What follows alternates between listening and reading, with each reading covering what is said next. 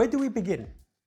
Once upon a time, the HD650 was a pair of headphones that I genuinely found it hard to stomach to purchase due to the price point. The Oppo HA2 SE was an amp-DAC combo that genuinely changed my perception of what a DAC was capable of rather than using the output of a PC. Those were years ago, many years ago.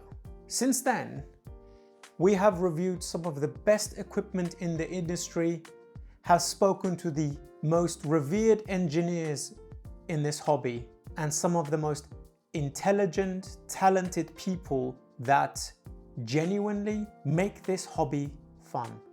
Not to mention you guys, the best audience any YouTuber could hope for. The kindest comments, the most intelligent questions, and genuinely the heartfelt support over the last 3 years has been absolutely insane. Shangri-La Senior, Aperio, HE1, Valkyria, Susvara, AIC10, Red October, Envy, WA33 Elite are just some of the products we have reviewed on the channel. We get to a category where separation of equipment and components becomes essential. Synergy plays a big role. Preference is key because everything just becomes good. A crossroad is felt where price to performance ratio goes out of the window and it's about chasing a dragon that doesn't exist. And that brings us to today's review. A very special thank you to Greg, to Mo, for making this possible. This is something special and something insane and something very large on my desk right now. This is the Ideon Audio DAC. Currently, we are using Rockner's Wavedream Signature, touted as some of the best DAC money can buy at any price point. Certainly the most technical DAC I've ever heard under 30K, cruising around $18,000, a jaw-dropping amount, the same amount as a used Mercedes.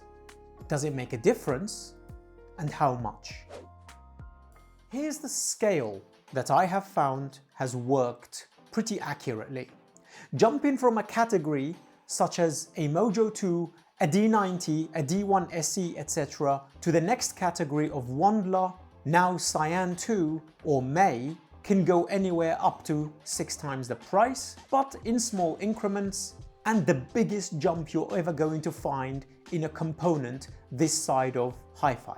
Okay, you get used to this. Then comes the next stage. Jumping from a May or a Dave to the next category, which is where Wavedream Signature sits, diminishing returns is hit so hard that genuinely we're talking about percentages, refining the edges, and for some people that is worth the 6 times the price. But a 6 times price difference from $200 to $6,000 or $1,000 to $6,000 is a very different concept than a $6,000 to an $18,000 concept. At that point, you're talking about stocks and shares, you're talking about cars, you're talking about deposit for a house at some places.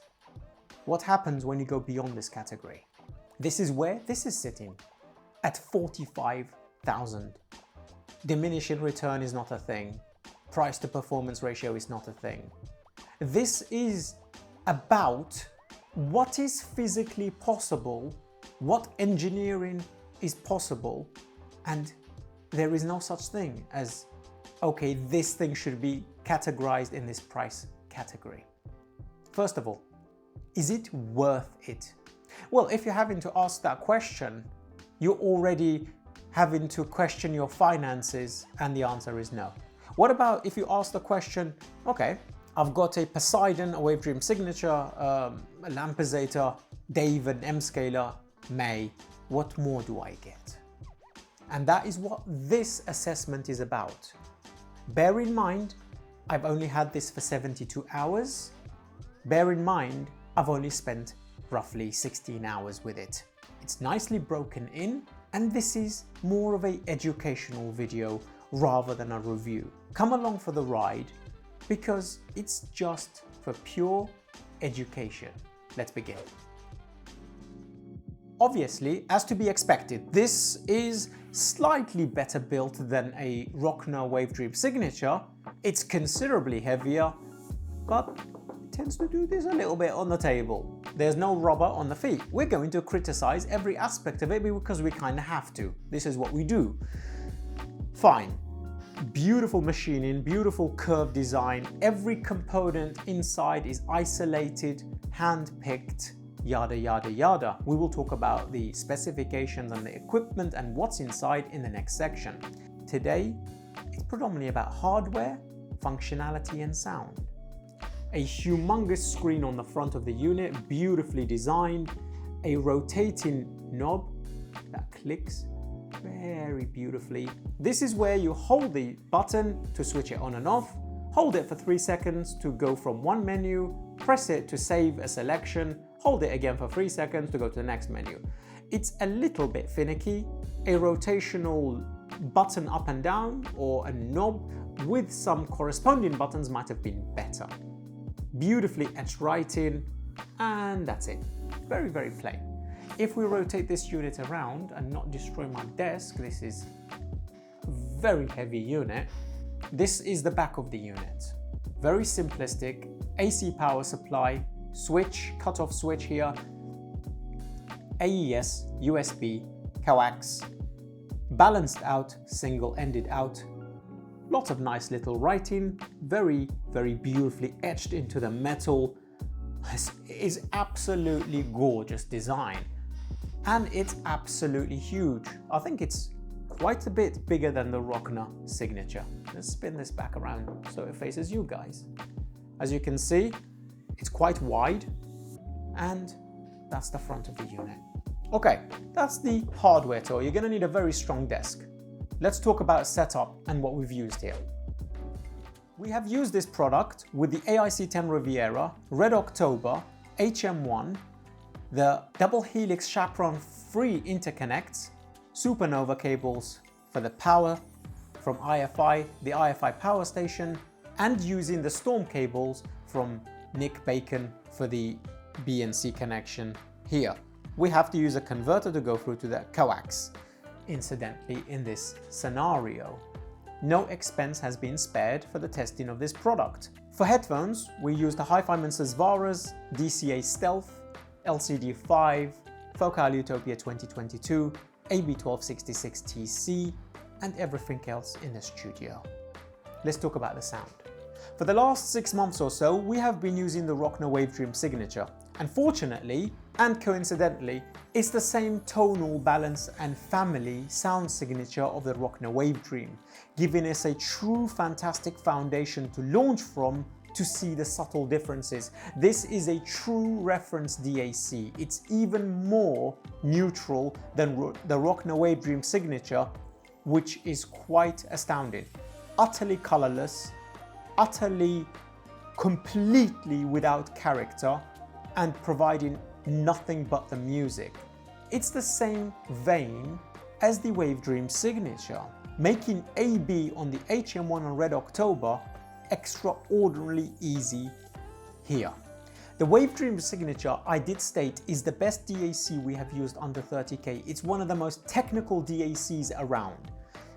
The biggest stage, the most articulate, foundational aspect of that DAC is the reproduction of the air, ambience, and environment around the instruments, bringing an orchestra to life, bringing a personal show to you at home.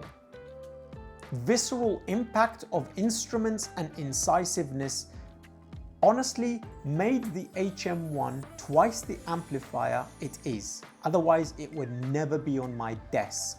I lent this DAC to one of our viewers, Jez. I bought back the Holo Audio May, and I think I spent a few hours that week at the desk and with HM1. Wavedream Signature and HM1 Synergy, Red October and Wavedream Signature Synergy is to die for. With Red October, it sounds like Orpheus, but a tiny bit warmer, and Susvara's. It's that resolving, that good. It's only down to the resolvability of Susvara's that it doesn't surpass HE1 for detail retrieval, probably by 5%. I would say the HE1 takes the lead, maybe 10 if you're very generous, but I think you're over-exaggerating. In the same vein as Aperio, we have had some incredible equipment here. Going back to Wavedream Signature's stage, impact, articulation and separation of every sound element within the stage, the reproduction of the track that has been mastered and put together in the studio using some of the best well-mastered tracks I could find, from film scores to rock music to metal to pop to R&B. And every other genre, predominantly electronic music, is one of my passions as well. Wavedream Signature has been the best thing since sliced bread for me. Certainly the best DAC I have ever heard, elevating every amplifier that has come across the channel over the last 4 or 5 months. Okay, that's a tall order. That's a very difficult thing to beat. I am set. Something like this is certainly beyond my means. I'd rather buy a Tesla. Or would I? What is the difference between this and that incredible DAC, technical DAC, the best DAC I've heard under 30k, unbelievable? It's that DAC, just a bit more. What happens when you get a bit more from a Wavedream Signature? That's the problem. You become used to it. You will imbibe that.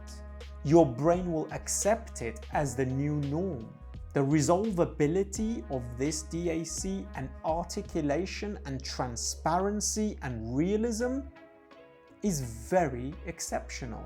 It's a Delta Sigma DAC. I've never heard one sound like this before. A Delta Sigma DAC is strife through our community, from Chord, from DCS. I've heard the Rossini Apex and Clock. This annihilates it, certainly, and that is...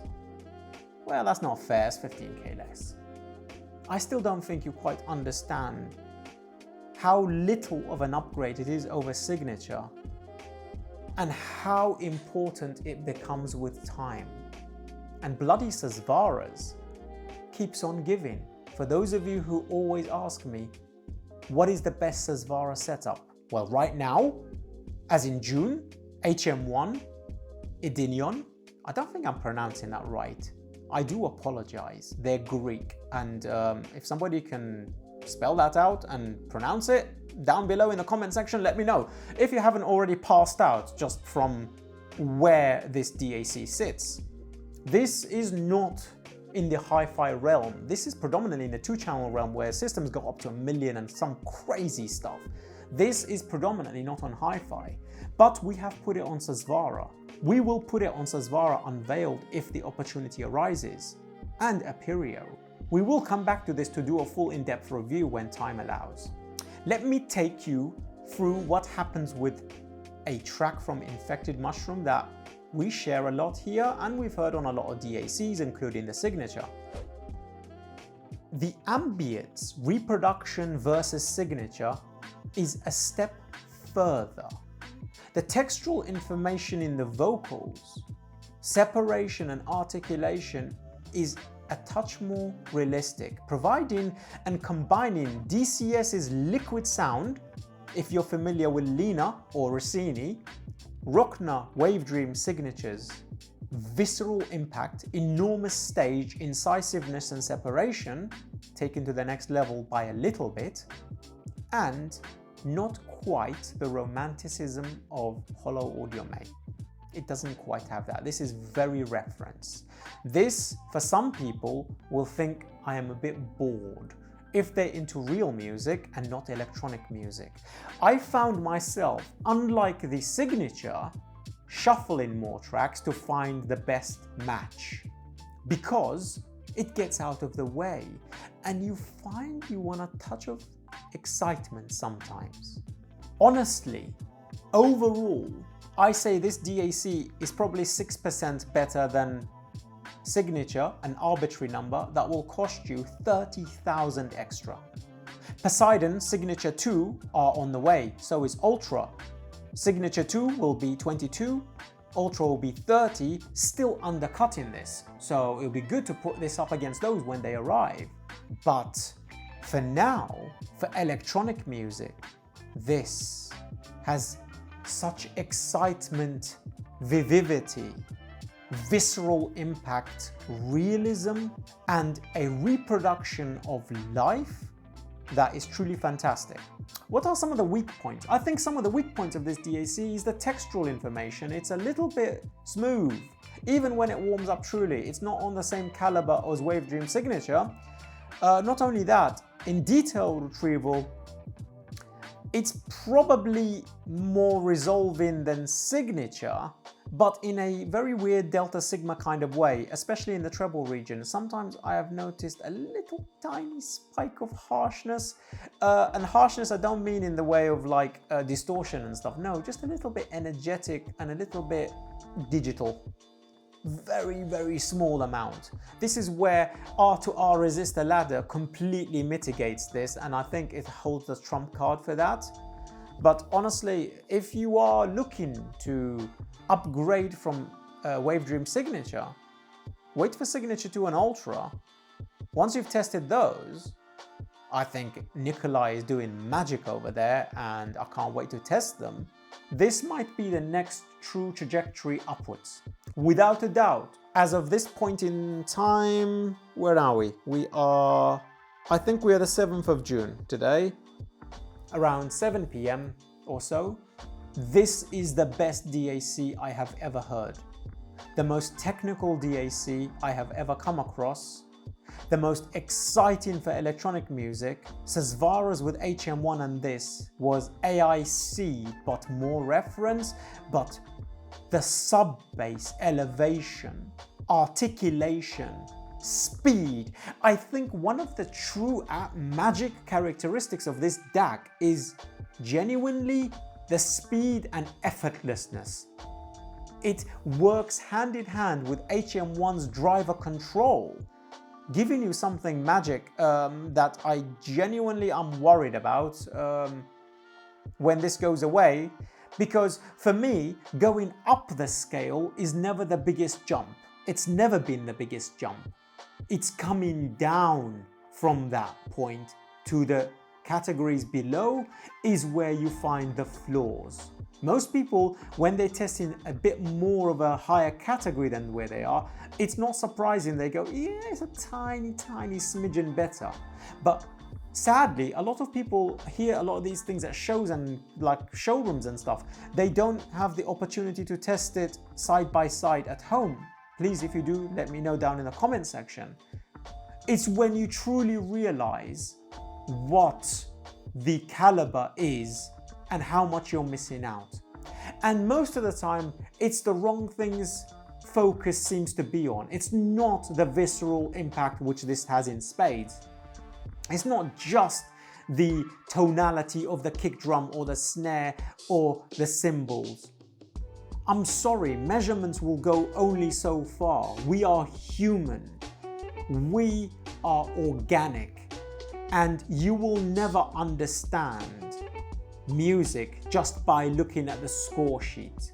It's not how it works. That's what you're trying to do. I constantly get comments about discussing things in ASR, headphones.com. That only interests me on a private basis to understand behind the scenes what something is doing. It's my job not to teach you a math lesson.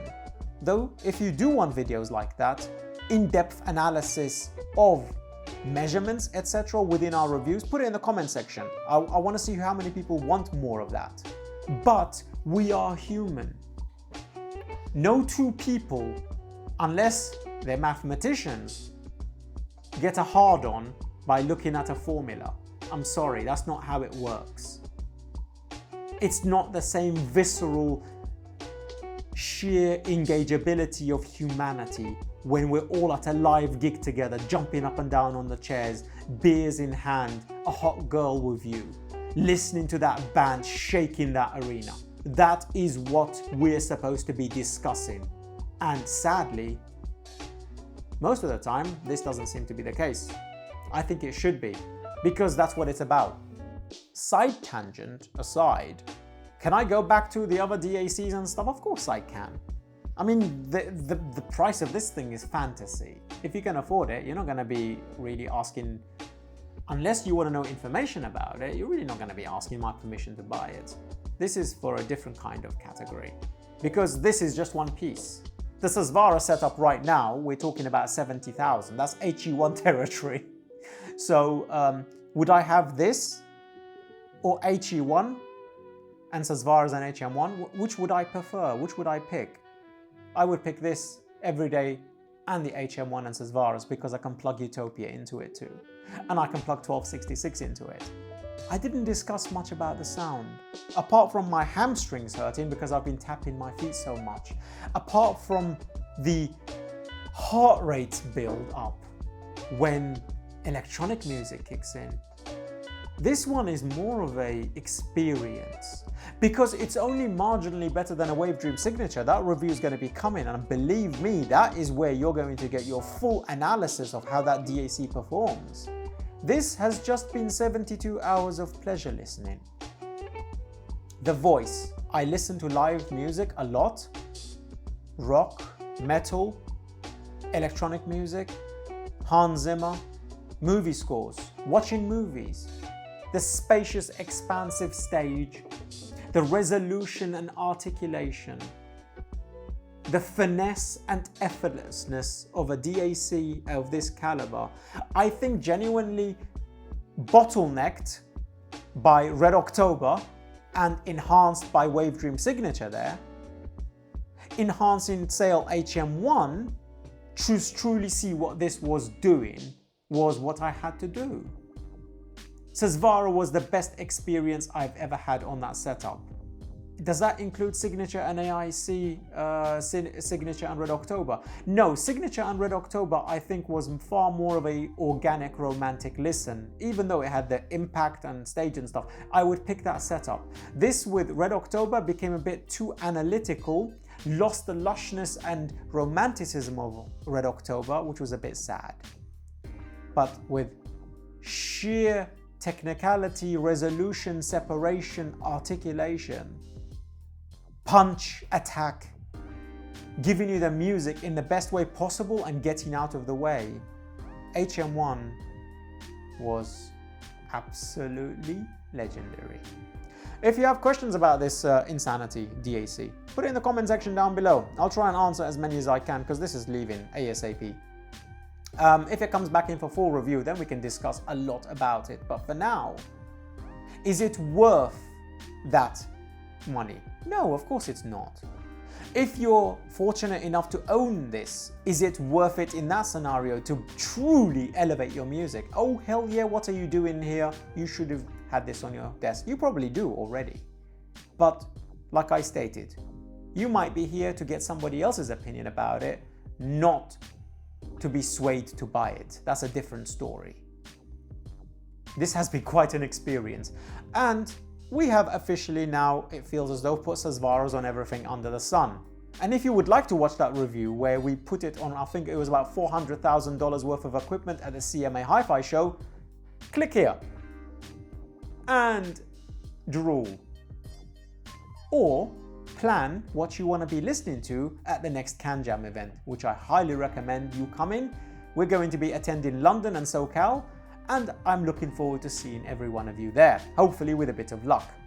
Until the next one, this has been CMA Uncut, raw, no fluff, just information, I hope. Peace.